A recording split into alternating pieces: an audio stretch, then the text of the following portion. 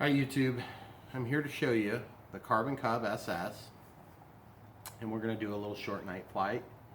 It's not super duper dark out because the moon is out and it's a little cloudy, so it's helping to diffuse the light.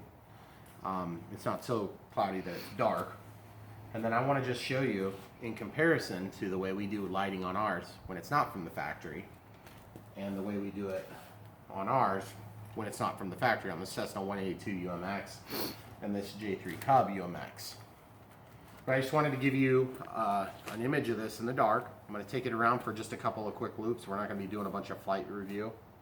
It's relatively calm, just a little bit of gusty wind, like maybe 3 to 5 mile an hour gusts. So really good plane. Too bad it's discontinued. First thing you're going to notice is that the lights are blocked behind the wing, and that's one of the unfortunate things. And you'll notice that the light is on our garage. So that's just the way it goes.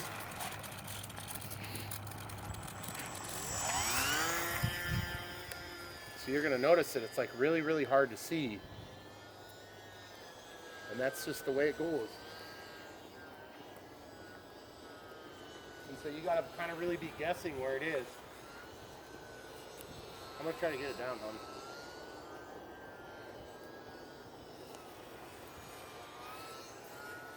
Gosh, that is hard to see tonight.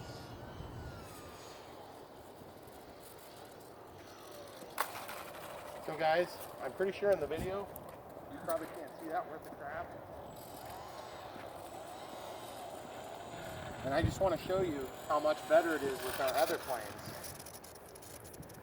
Because just even this little bit of, we got a little bit of wind, it's a lot more than 5 miles an hour right now.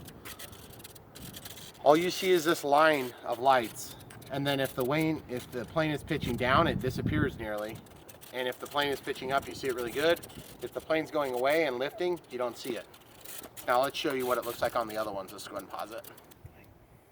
Okay guys, we do have the ambient light in here so you can see us, and we don't fall on ourselves.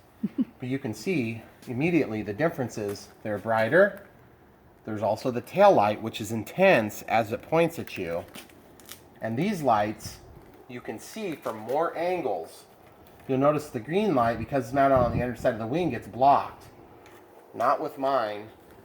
They don't get blocked, except for when they're totally in the way. And then it's very intense because it's pointed at you. So let's just show you the difference in flight. I just have a battery plugged in here. We're not flying that one, obviously, again. But I just want to show you the difference. Flight surface test.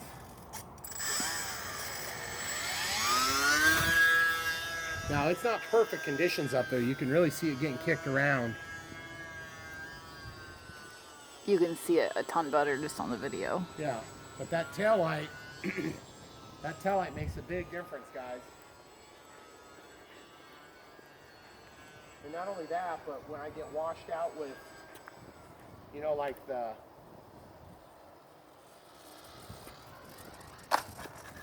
light from the street light. Well, there's just a bunch of wind coming this way, guys. Sorry.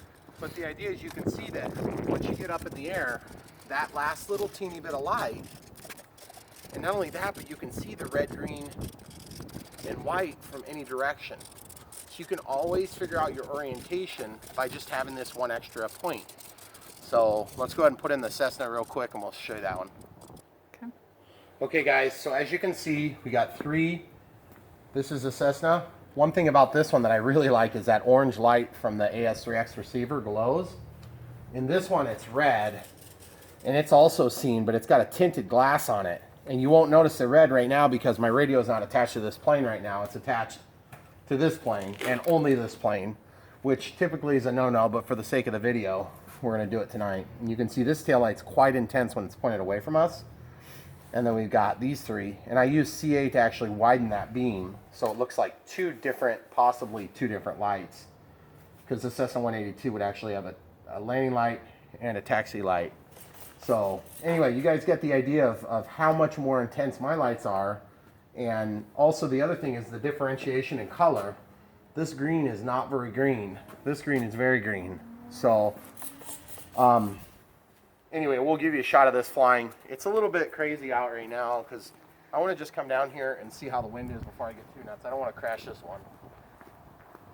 Yeah, I think we're okay right now. Okay. For a minute. I can definitely see it, guys, to fly, but there's just wind coming up over the top of the houses tonight.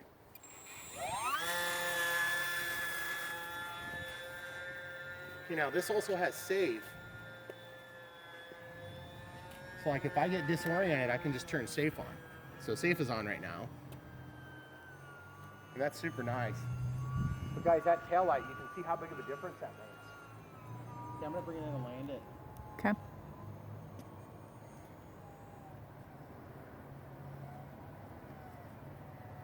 gonna probably go for the front yard, so you're gonna need to move.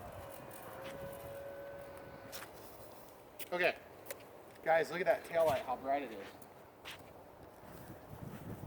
And there's a bunch of wind, probably 10 to 12 mile an hour gust coming through those two houses.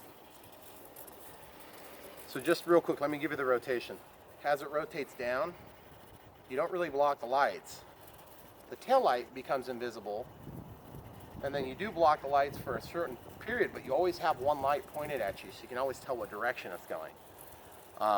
And there's also a pair, just like regular standard navigation lights. So anyway, I just wanted to give you guys a quick rundown on how that works. And again, why I go through so much effort to do these landing lights and nav lights, because it opens up possibilities. Particularly twilight hours. Normally I don't fly in the middle of the night because I found it's not near as fun because you can't see the plane. But certainly can get the job done. Thanks for watching. Don't forget to like and subscribe.